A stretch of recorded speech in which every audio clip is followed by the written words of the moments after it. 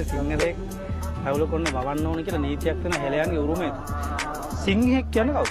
අපි මුලින්ම ගාශන කේසරැටි සතෙක්. එතකොට අපි අහසින් ගමන් කළ සිංහ දේශයෙන් වැසියන් බවට අර්ථකථනය කරන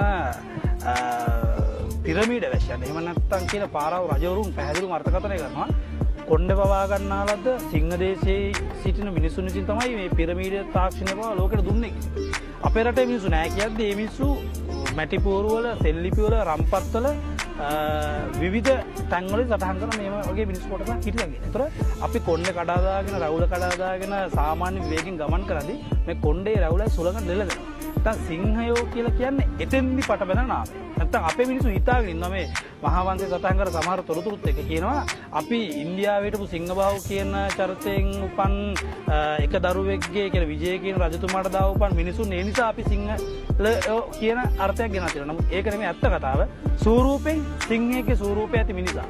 ඒ නිසා ඒ අර්ථයට මම ජීවත් වෙන්න උත්සාහ කරනවා. ඒ උත්සාහ වීම නිසා තමයි මම කොණ්ඩේ රැවුල වැව්වේ. ඇත්තටම කොණ්ඩේ රැවුල වැව්වට පස්සේ භෞතික වශයෙන් සිදුවෙන සංසිද්ධි කීපෙකුත් තියෙනවා. මම ඒක අර්ථකථනය කරන්නම්. මහ පොළොවේ ඇති ශක්තිය භෞතික විද්‍යාවට අනුව තුඩුමගින් ශක්තිය අවශෝෂණය කරගැනීමේ වෙනම ක්‍රියාවලියක් තියෙනවා. ඒතර මේක නිසාම ශක්තිමත්, බුද්ධිමත්, නිරෝගීමත්, ආක්‍රමණශීලී සැබෑ සිංහල ජාතියේ අනන්‍යතාවය කොණ්ඩෙත් එක පට බැඳෙනවා. සමාවෙන්න තුඩු කිව්වේ තුඩක්. කෙස් ගහක තුඩක්. ඒ ඕනම තුඩු වලින් ශක්තිය අවශෝෂණය කරගන්න හැකියාව තියෙනවා. කොණ්ඩේ රැවුල වැව්වේ හේතුව ඒක.